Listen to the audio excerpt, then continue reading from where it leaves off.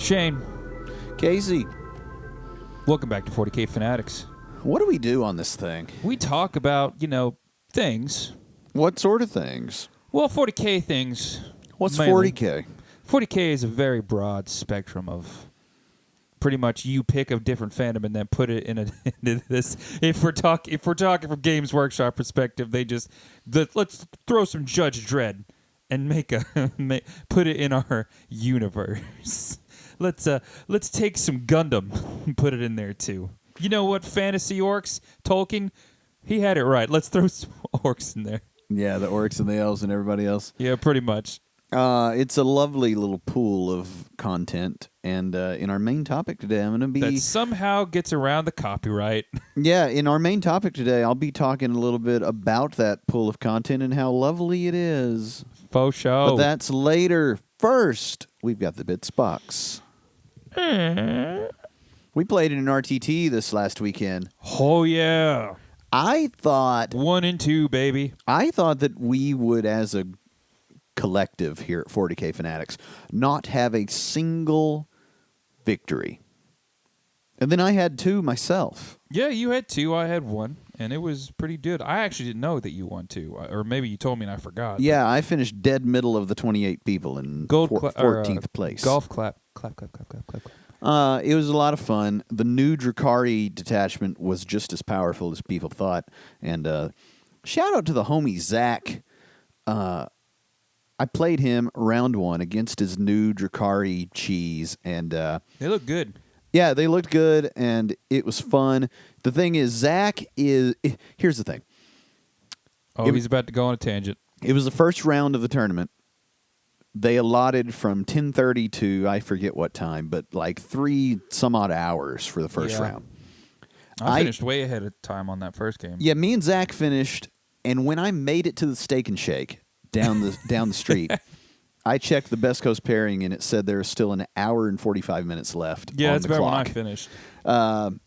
You came in, walked in with a Steak and Shake cup, and I was eating a bologna sandwich in my 5th turn. We played so fast. If everybody played like Zach and me, in just the chill, knowing your rules, You is right. type thing, Yeah. this would be one of the most popular. I mean, it is one of the most popular hobbies, but like I'm talking about, it'd be up there with golf and video games. For sure, yeah. Because you could knock out an entire RTT in the time it takes to play a round of golf if everybody played like me and Zach did. And I mentioned it during the tournament. Like, I know my rules, but the second somebody asks me about something that I'm doing, it just goes right out of my head. And I'm like, oh, dang, I totally forgot. It's like, can you use command reroll for that? Right after I'd called it. And then I'm like, oh, geez, I don't remember. Yeah, I mean, Yeah, you know what I mean? you got Drives me nuts. You got to know. And I know, but then they ask me. Do you? And I do. You do know. Yes, and I'm confident. Are you sure? But then it's like being in this type of content creation that we do. There's always going to be an actually somewhere, either in the room, in the game message boards, somewhere in the comments. Somebody's going to be like, actually, comma. Comment if you like me trying to chip away at Casey's confidence. Oh boy. But it was a lot of fun. It was nobody got 2-2. Yeah, nobody left. I did have a guy that didn't like me hitting random on the secondaries for us because look, I always elect myself scorekeeper because I'm good at doing all that kind of stuff. I didn't think that was going to be a problem. And so the first couple of turns, I'm like random on the tabletop, whatever it's called, the scorekeeping app that everybody uses. And so you did like, that for yourself and then the other guy. Yeah, I was doing it. Yeah, and that's how I'd been doing it the whole time. Just bang, bang, running the score, keeping it. And at this stage, it's like turn 2, and I don't even know if he's keeping the score himself. So I'm running through, and just as quick as I'm telling you, it's like, all right, next turn, random, telling him what he's got. And he's like, hey, just so you know, don't pick it. I'm going to be picking mine, okay? Yeah. I'm like, whatever you want. and I started to be like, bro, you don't trust me? Come on. What are we doing? It's a little weird. I think it's kind of superstition. Like me, if I roll bad with I'm now using your trick where I'm using a bag of dice and I just pick it out of the bag, right? The bag is a game changer. But if I roll a couple of dice out of that bag and they roll bad, I have to pick new dice out of the bag. What was funny, though... Drives me nuts. What was funny is the only thing I could possibly think was he was like, he's picking secondaries that I don't want. Except, again, I'm going very fast here, and I'm like, boop, boop. Yeah. And also, it was like Bring It Down and No Prisoners were the two that it rolled for him. And I'm thinking, like, those are the ones you always want, right? Your phone went against him. But it didn't, though. Yeah, I know. I could understand if it was like, It's investigate funny. signals and deploy teleport Homer. That's a rough It's like, one. you know what? Come over here around my shoulder and make sure that I did hit random, right? Because Yeah, those you are gotta, both at least pants. show him. At least show him, yeah. Yeah, well, I was showing him. Yeah. But- so who like you fought Drukari, you fought Well, Eldar. I fought both brands of elves. I fought the Drukardi and the Eldar. Craftworld and Drukari. Yeah, and then I got to go against some regular old blue boy Ultramarines, which was fun too. How'd that one go? Beat them down.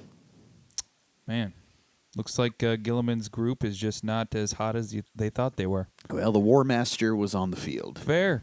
Were they running Gilliman? No, Bobby G was Really? nowhere to be found. That's wow. Epic hero against no epic hero. That's Man. right.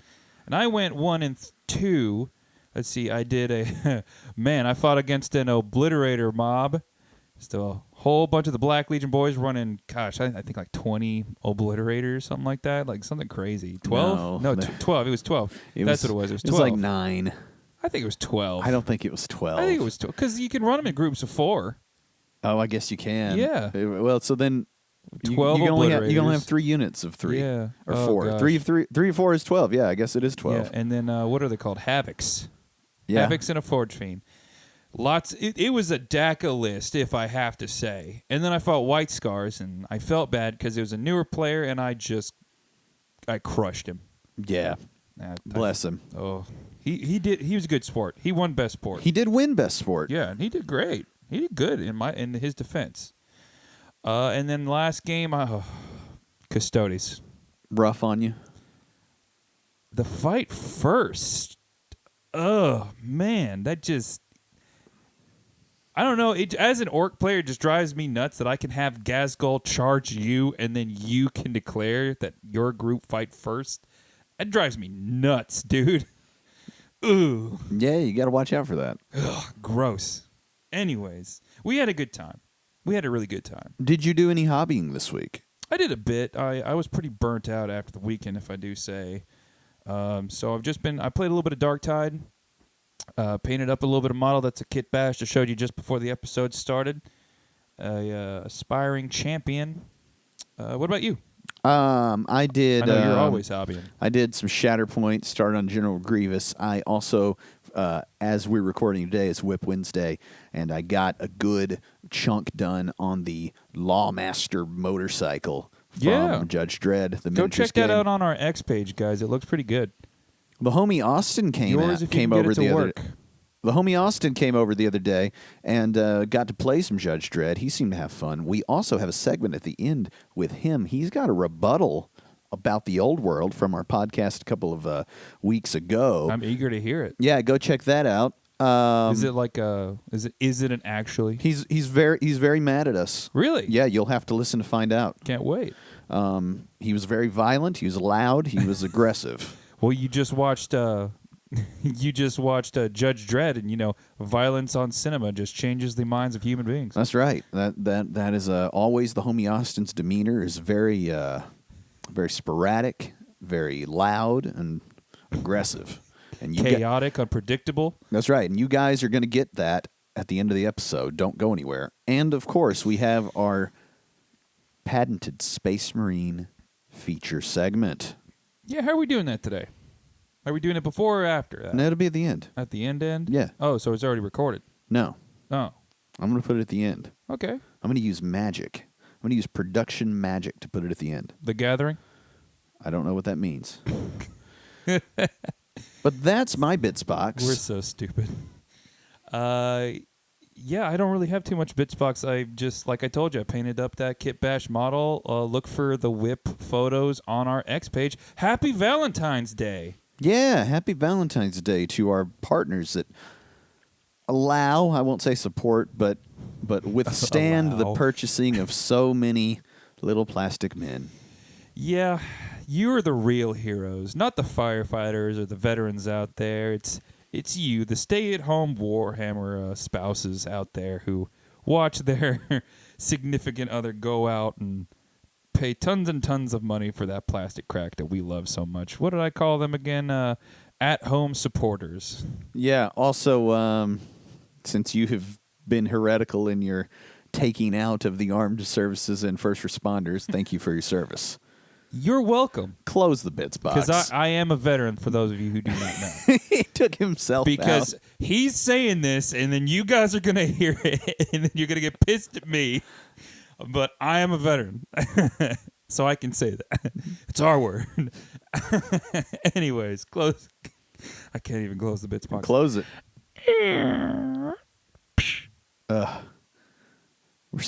We're gonna catch some for that. We're gonna get added so hard. Oh my Shane, gosh. what are we talking about today? Casey, you've been very tired. Oh gosh, You've been very burnt out. yes. You've been working real hard. Holidays, jobs, birthdays. You have not prepared anything. I mean, I'm always prepared. You haven't prepared nothing for this pod. You want to do a lore pod right now? You don't even know what I'm going to talk about. And here's a secret. Neither do I. Oh gosh. But I do have an angle. It's an off the cuff episode. Well, the little secret, Episodic. as in the first Avengers, back when those movies were good, when the Hulk turned around and he told his little secret that he was always angry. He didn't need to get angry because he's always angry. It's how he controls the Hulk. I never actually prepare anything, despite what it may seem. And it shows. Yeah, and I imagine there's a lot of people that are like, we know that. We listen. Anyway, today I'm going to talk about, and I think this will be good clickbaity title-ness, which is, we don't know how good we got it with GW. That's true. People, the internet, folks at your local tournament especially, your tryhards, if you will, and I'm not calling anybody a tryhard necessarily that we know, but you know, some people are tryhards, and they get loud on the internet. They do. They really do. You guys see it. But that's because they're a big target. And the only reason they're a big target is because they're so successful. So you could argue that. Oh, GW? Yeah. Oh, right. Yeah. What were you talking about? Well, I was talking about the individual who gets on the yeah. X and talks about how GW constantly messes up the rules, and they're not doing this, and they're messing up that. And I want to shine a little light, oh Lord, onto the reality of the situation for those of you who may be new to the hobby and just see all this negativity, but you're thinking, enlighten us. these Space Marines sure look good, right? And let's start with that. First of all, well, let's not start with that. Let's give a little bit of background how I came up with this topic. I've been playing the heck out of that Judge Dredd miniatures game by Warlord Games in 2080. You have. And it's really good, yeah. and it's a lot of fun. You've given a lot of glowing reviews. I'm really having a good time with it. And we've got some great video and pictures on the X of the new terrain I got for it, and some little scenes going on and things as me and the homie Valerie were playing the game. Shout out to the homie Valerie. Shout out. In the next room. In the next room. Happy Valentine's Day to her. I'd be in trouble if I didn't say it because she does listen to this nonsense. Apparently she's a fan. Anyway, I'm going to contrast what GW does versus what other companies do. We do love those contrast paints. We do. Judge Dredd by Warlord Games has got a rule book that is largely unchanging. It is out. There's no FAQ that I can find. There's hardly any information. It's like it is not, let's call it a living document, okay? Like Dungeons and Dragons. Dungeons and Dragons is being FAQ'd and updated constantly. Exactly. So many additions, so many updates. Judge Dredd game, That's not happening. There's no FAQ, no errata. There's some typos here and there, and you just have to live with them. Yeah. If you have rules questions, you can go scour some forums where a whole lot of people either have consensus or don't on how those questions are resolved. But as far as information from the game creators and best practices, they're largely unavailable. Contrast that with GW, who at least quarterly puts out the balance data slate, changes stuff, adds stuff, takes stuff away. Is the balance ever attained? Absolutely not. No way. However, the state of the game, the state of play, as many call it, is ever changing. And that, of course, makes the thing be different every time, makes the thing develop. It's a living document of rules, whereas another game that I quite like, Gaslands, the one that you play with Hot Wheels cars. Gaslands. It's quite good too. However, it's another small rule book. It has some questions. There is an FAQ that you can go seek out that makes some clarifications. But again, it's a pretty well closed ecosystem. It was a thing that was come up with, published, and that's it. GW, on the other hand, with 40K, the end is nowhere in sight. We're at the relative beginning of a whole new... Too big to fail, baby. Well, I mean, I'm not even talking about that. I'm just talking about... I think that the vastness of it should be appreciated because most games companies are not doing it that way. Most of your Kickstarter games and things of that nature are going to come out and they're going to be supported for a minute or two, and then they're going to be whatever they are. That's a good point. You know, they have their own way, their own thing, universe, and they have to do what they have to do while Games Workshop is always having to, change everything. Let's go into part 2 of how we don't realize how good we've got it with GW all the time. I recently bought the rulebook for Blood Bowl. Oh, boy. Just the regular rule books. I haven't had it. I've played some Blood Bowl. Another GW game. How are those bases looking, Shane? They look good. They look good for Blood Bowl. I got them all on football field grass. Good.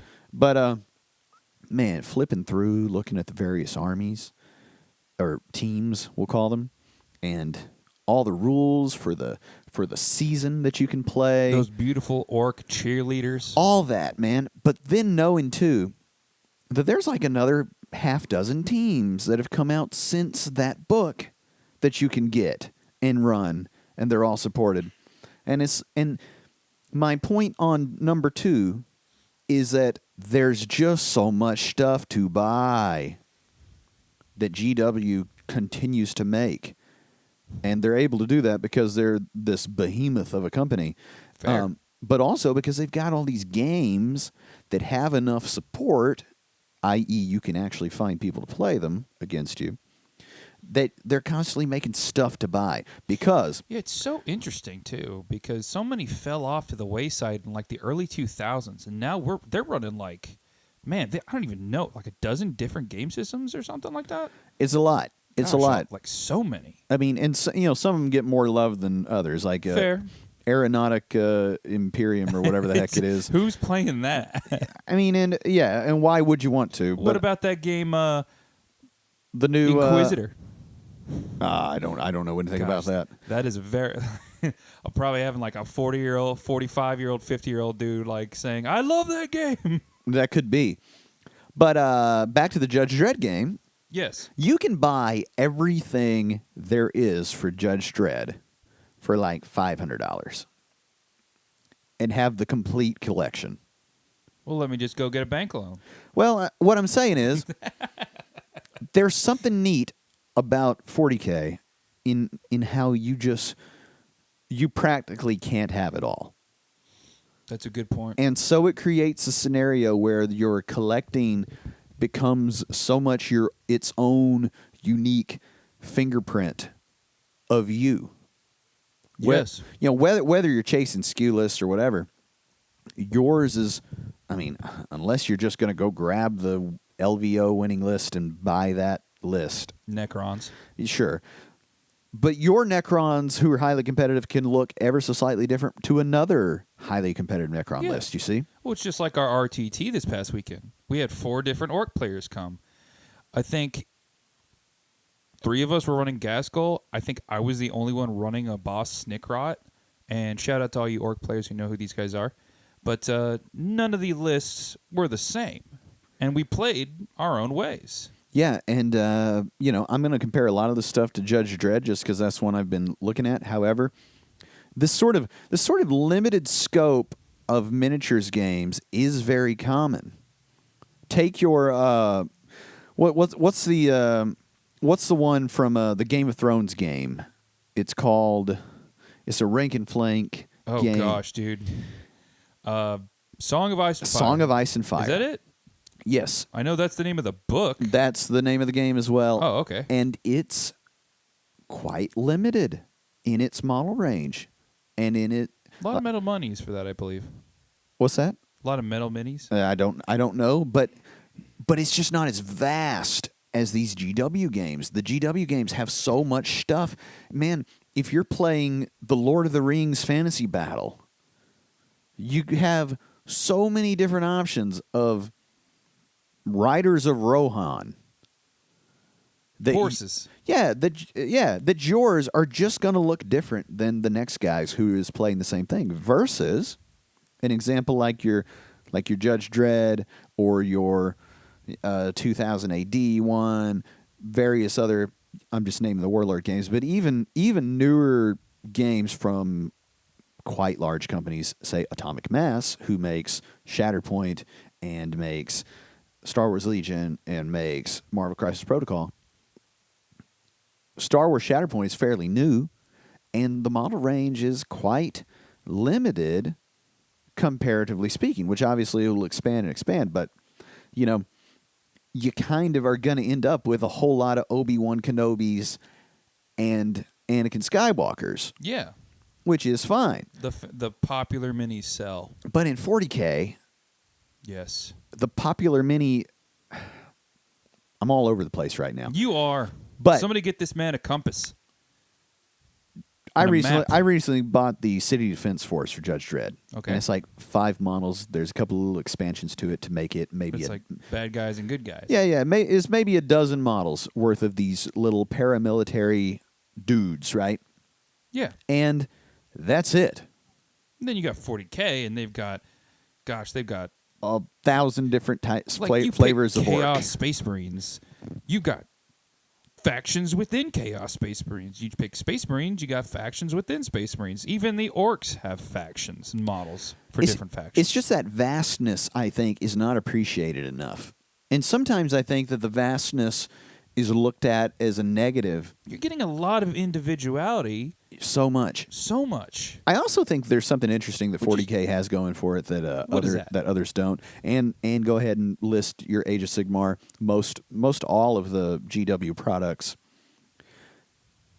In basketball, the faces are the product. The bandwagon? No, the stars. The stars whose face you can see. Yeah, you think Michael Jordan, you think Chicago Bulls. LeBron, you think Kobe, rest in power. You don't so much think of the team. Football is, and let's call that more akin to your smaller games, right? Because there's 5 guys on the field. Tim Tebow. Well, football, Patriots fans, Cowboys fans, Broncos fans. Peyton Manning. Yes. Is that right? There are some exceptions. I got it right. Yeah. Oh, yeah. As you... And I didn't even watch the Super Bowl this weekend. I know. He did. You're swimming against the current of my point here, but I'll allow it. What I'm saying is, in 40K, the Orcs are the star. Okay. Not a particular model in the range of Orcs, necessarily. Yeah. You can just have Orcs. Yeah. And have fun playing Orcs. And so you get these situations where not everybody has the same couple of Orcs. Whereas, take obviously skirmish games versus whole war games are different, but take even Star Wars Legion. Star Wars Legion is a war game, ostensibly. A whole bunch of Darth Vader's going to be out there. That's fair. Whereas you could say, yeah, there's going to be a whole bunch of Gazghouls for the orcs. However, there's also a lot of examples of people with just a bunch of orcs, a bunch of random dudes. And so you get this variety of list creation and variety of collection, even if you don't play the game. And then finally, my last point before we drop Austin's rebuttal to Old World in. And again, Old World, here's another GW product coming out that I'm excited about. Or coming out. Coming out again. It's back, baby. Old World 2, Electric Boogaloo. That's right. GW is able to give you a huge, vast collection, possibilities of collection, right? That you do not get with smaller games. They're also able to give you rule flavors that kind of scratch every itch. If you like skirmish games, they've got Kill Team.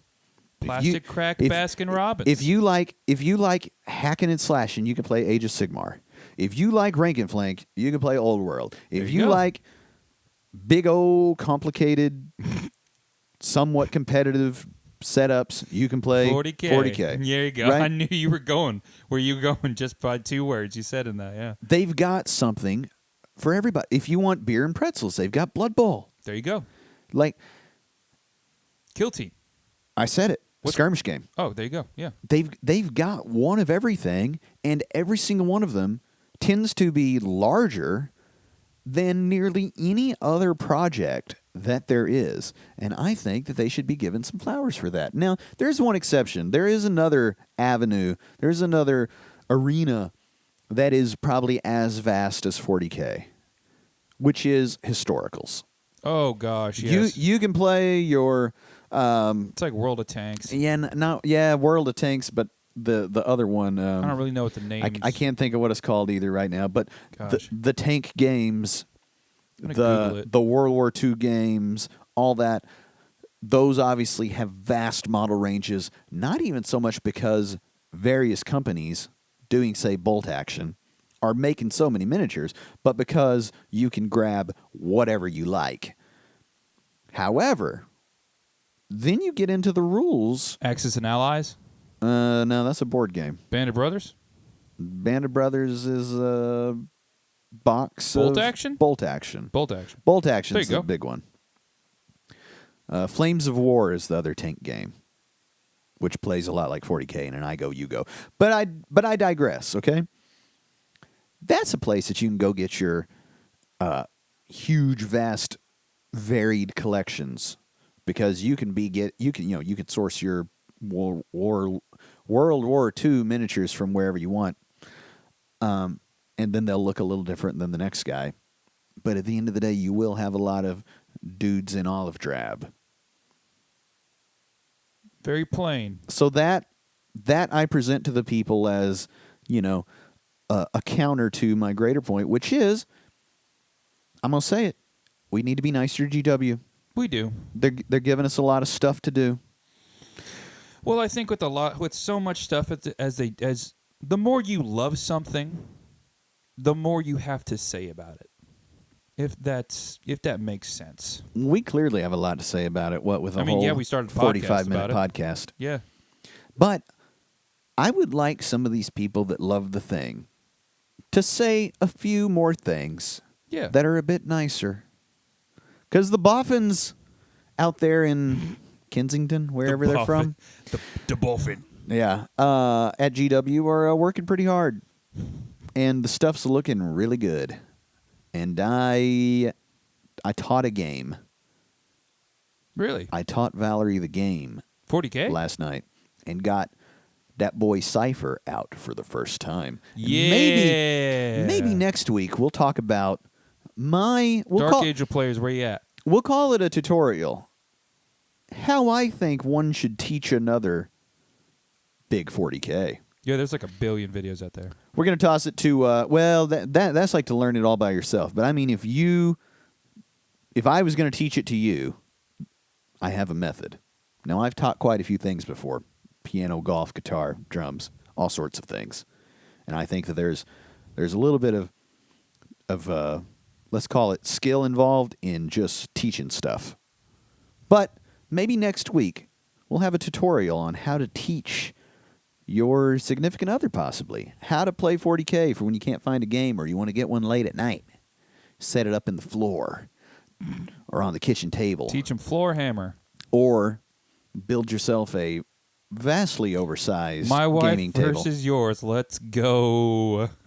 We're going to throw it to myself and Austin. He's got a rebuttal about Old World, and then we'll be back at the very, very end. Don't go anywhere for our exclusive Space Marine segment. Austin, show us your butt. We have a 40K Fanatics first. A couple episodes ago, we talked about Old World and the differences of it and what I could glean, like from the Tabletop Tactics guys and things like that, and how it's rank and flank and how it's different from your 40K and your Age of Sigmar. However, we got many things wrong, and the homie Austin, who is here today, is quite into the Old World, and he wanted a rebuttal, and will now have the opportunity to make one. If you, too, would like to make a rebuttal, the best place to do it's in the comments on YouTube or on X or anywhere else you can possibly get at us, because we are always here for the hate. But Austin, what did we do wrong? Well, I think one big thing was conflating Sigmar to a Primarch. I don't believe that's correct at all. My fan theory is that Sigmar is the Emperor who, like, after messing everything up in the 40K universe, is like transdimensionally transferred to the Age of Sigmar or the Old World.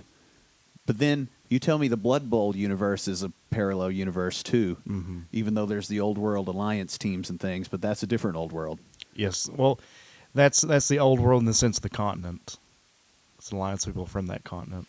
Well, tell us how it works, because you brought the books over today, and I can see how you do the historical games and the tank games, like, you know, real life type stuff, and I could see how you could appreciate the groundedness of the Old World.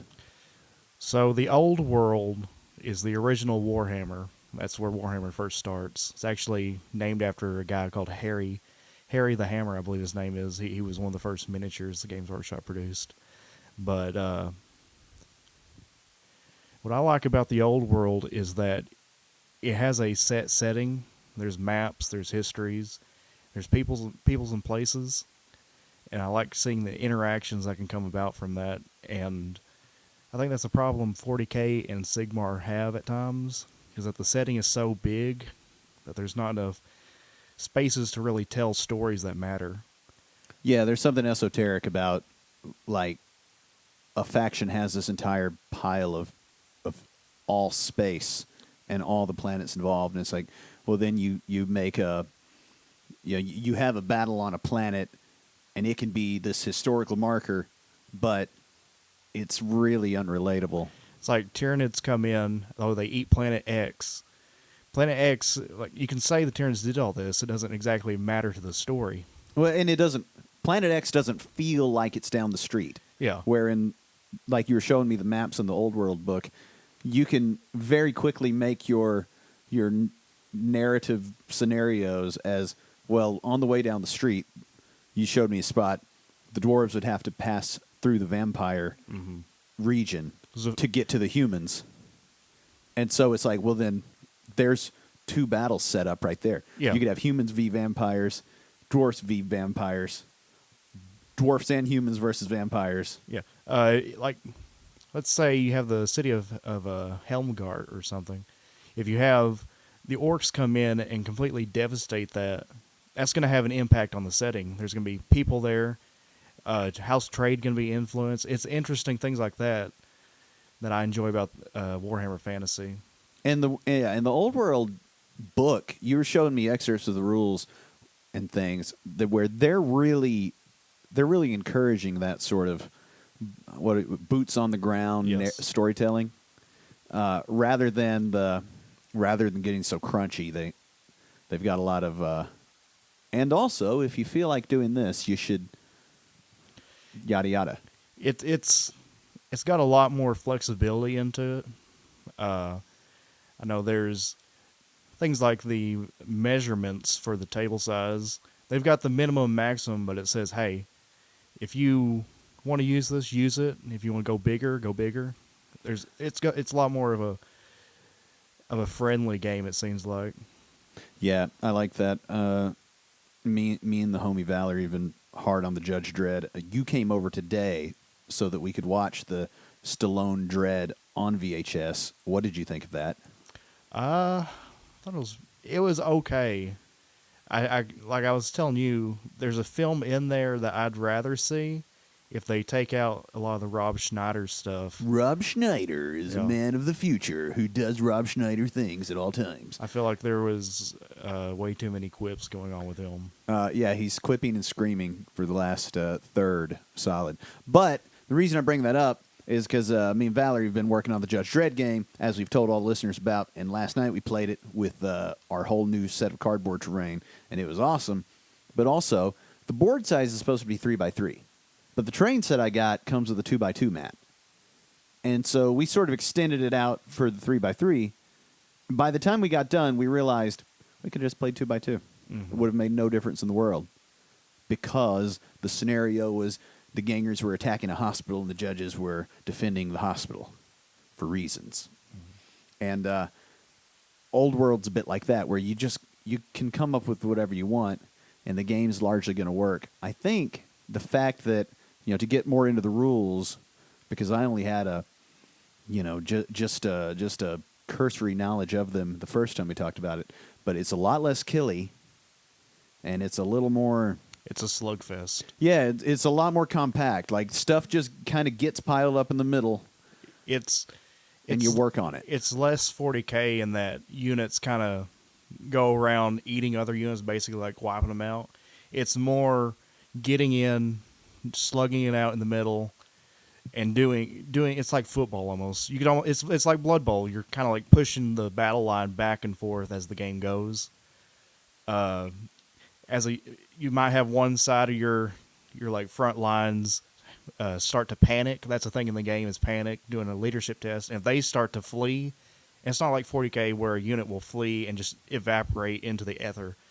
Units will fall back and start running away, and then that can cause a cascading domino effect to where one unit will then have to do a panic test and can also flee and cause your lines to disrupt. And you have to figure out a way to plan around that. Right, and then you have that. The rank and plank thing at once is nice because it feels like a battle, an old school battlefield. Yes. On the other, I find it to be real sort of theoretical.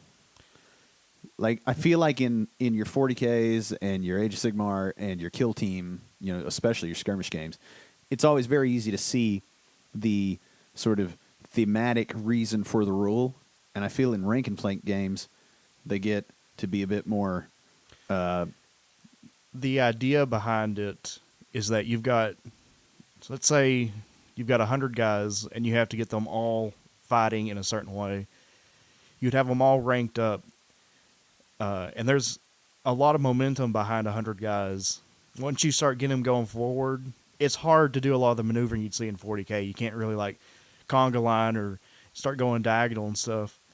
Because if you're looking at it from a commander and you're like, I've got to get these guys doing this weird maneuver, there's no way you're going to coordinate that besides everyone pushing forward. Right, and we're talking about like in real life. Yeah, which back in the day before there was a radio. Yeah, and you just had your 50. You got one guy on the snare drum telling you we're going forward, or doing another thing going we're going to wheel. Everyone knows to start doing that maneuver, which is where the limitation comes in. It's simulating you trying to move this massive block of guys who are trying to coordinate the best they can. Yeah, I mean, and that does feel so different to 40K, because in 40K, especially in the lore, a couple of Space Marines can be the army. Yeah. And they're going to kill anybody you put in front of them in the thousands. So you don't get that representation that your unit is this in reality, giant force. Mm-hmm. It's like, no, my 5 Space Marines are actually 5 Space Marines. Which then that gets funny because it's like the orcs, you may actually be fielding 30 orcs, but in the lore that would be more like 3,000 orcs. Well, that's kind of how the old world is too. All the models are kind of abstractions of like, you might have like 15 like dwarf warriors, but in reality that's supposed to represent like a couple hundred perhaps. Yeah. Or I only dwarf populations are weird. They're got less guys, so that'd be probably like tens of guys. Well, I mean, we could get into the funny nature of 40K math. Yeah. When they're like, and the Space Marines killed 10 million things, and I'm like, hold on now, that math doesn't even work out. Millions are a lot. If they just swung 24/7, and you said they killed 10 every swing, then it would take them 1,000 years. That kind of gets back to what I was talking earlier about the numbers issue with settings at that scale. It's like what's a planet or two? What's 6 million guards been going against like bayonet charges? No, I see what you're saying. So the factions in the old world are funny. They're very. A lot of them are basically your basic fantasy factions, Tolkien-esque almost. Yeah, you've got a couple flavors of elves. Mm-hmm. You've got a couple flavors of skeletons and zombies. There's two undead factions. Well, yeah, it's kind of hard with the old world given that some of the factions are legacy factions, so they're not really in the base game. They have free rules, but in the fluff, they're there. So you've got the vampire counts and you got the Tomb Kings. Tomb Kings are an officially supported faction, so they're going to get the new model ranges, re-releases, and everything. While the vampire counts are not going to be supported, so they're going to be relegated to, if you have them, you can play the game. If you don't, you're going to have to find a way to get the models, 3D print them. Use Sigmar models. That's what a lot of people are doing with the new sculpts. The Sigmar models look amazing. Mm-hmm. I mean, it's a different game. Yeah. The rank and flank, there's a lot of discussion in our local community about how the next version of Age of Sigmar, whenever it gets here, Should be the summer. Yeah. They're like, well, that'll be the fantasy thing that everybody wants to play. And I kind of disagree. I think that as much as I've looked at Old World at this point, the fact that it's rank and flank attracts an entirely different set of people. Mm-hmm. The people that play the Saga, the people that play Hell Caesar, isn't it? Another. That's another rank and flank game. What is it? SPQTU QWERTY. I'm not sure about that one. That one, I'm not sure if it's a rank and flank. It feels like it must be because it's another old school thing. I kind of feel like the rank and flank is dictated by whether or not it has like the Roman and Spartan, phalanx block. Mm-hmm. And if that is ever the starting point of a game's creation, then it's going to be rank and flank. Well, it's emulating the fighting of the period. For sure. Well, I mean, you say that. They kicked a lot of ass of people that were running around, doing what, acting as individuals, we'll say. Mm-hmm. What else do we have on Old World? Someone else. What was I thinking? So, with the Judge Dredd game, me and Valerie are getting nearly everything so that people can just come over and play it. We're doing the same with the Star Wars Shatterpoint. It's like with the other games, sometimes you just have to take matters into your own hands, and you're going to do so. Yes, I have a dwarf army that was my first Warhammer army ever. I got that for Age of Sigmar when the old dwarf models were still supported in the game. And right now I'm working on a Night Goblin army as a complementary force for running demos. I'm going to be wearing out your goblins. Oh, yeah. We're going to play so much. I spent about $30-something today on 2 old metal squig hoppers just to try to get some of the old flavor there. Instead of using the new Age of Sigmar ones, I'm starting to invest in trying to get a lot of the old metal models. You got the guy with the big hat. Oh, the Bretonnian, yes. Yes. That's just kind of a little painting model. These models for Old World are absurd. The style is, and I love the chunky style, the big hands, everything Huge about hands. them. Oh, yeah. And headgear. Yeah.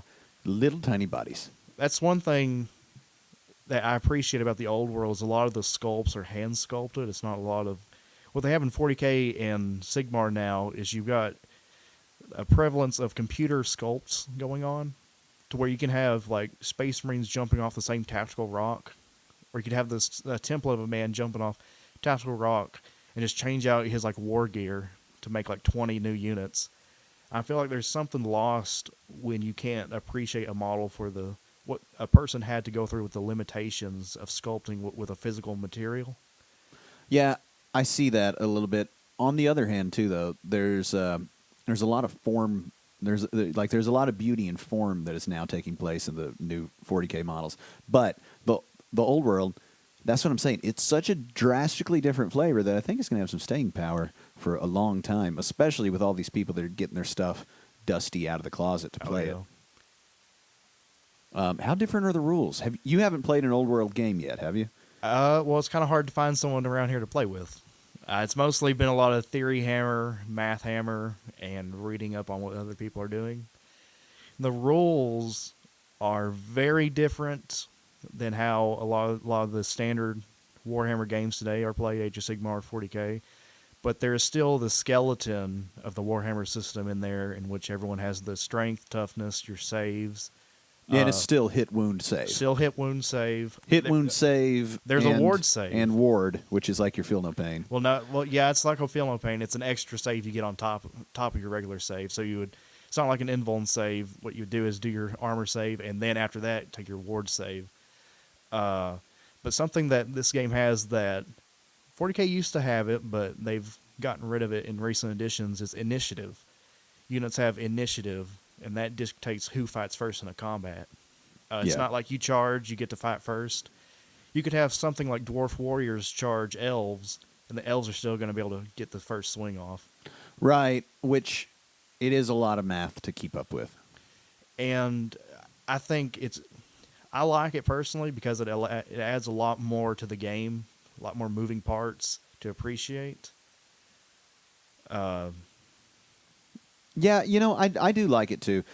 Isn't the hit roll a comparative thing roll, too? Yeah, hit roll is different. The hit roll and the wound are a comparative stat. They're similar. There's a little bit of a difference in the actual numbers, but it's similar to where usually if you have a lower weapon skill, you're going to be hitting at a worse dice roll compared to the other person. They have a higher weapon skill, which is interesting because in 40K you can have like 20 guardsmen like charge Chaos Terminators, and they will still they can still hit a Terminator as easy as they could like a Garrote, while in the old world you take like 20 Bretonnian peasants and charge them into a blob of Chaos Warriors. They're going to have a harder time actually getting a hit on them. Yeah, which thematically sells the idea of like the one-on-one sword fights that are taking place in the midst of that melee. Having like Farmer Joe with his pitchfork fighting like, I don't know, like a Dark Prince or something. He's gonna be a more capable fighter compared to the farmer, which helps reflect that in the game. I like it. And you have to have you have to have like the initiative, and you have to have that comparative hit roll, because otherwise they would just pile up in the middle, and it would be very, very lame and kind of stale. Mm-hmm. The routing and the running away thing is neat because, again, it's not like they just disappear like 9th edition 40K, where your Space Marine got scared because his buddy got killed and he just ran away and noped out of the whole thing. Like, guys back up. That ends up giving ground. That possibly allows other units to get involved, which can push the thing back. That's where the initiative comes in, because there are some bonuses to charging for that. Yeah. And psychology has other things going on. Like, you can have a unit with terror, and if you are trying to charge against a unit with terror, you have to take a leadership test. So you might not even be able to charge that unit. Very scary. Mm-hmm. Or actually, I think the rule is fear, but it's a similar thing with psychology. I like it. I can't wait to try to play it. The rank and flank is going to be hard to get my head around, but I do enjoy the intricacies of the combat. Oh yeah, as far as I can see it. And then there's magic, which we don't even have time to get into, but that has been Austin, the homie Austin, often referenced, talking about the old world. Thank you, sir. Thank you. And now, our Space Marine segment. Casey, Yes, Shane. did you know that Horus used to have his own legion? Oh my gosh. They're called the Luna Wolves. Hey, there you go. That's a real one. That is a real one. I had to look it up. Man can learn. This has been our exclusive Space Marine segment.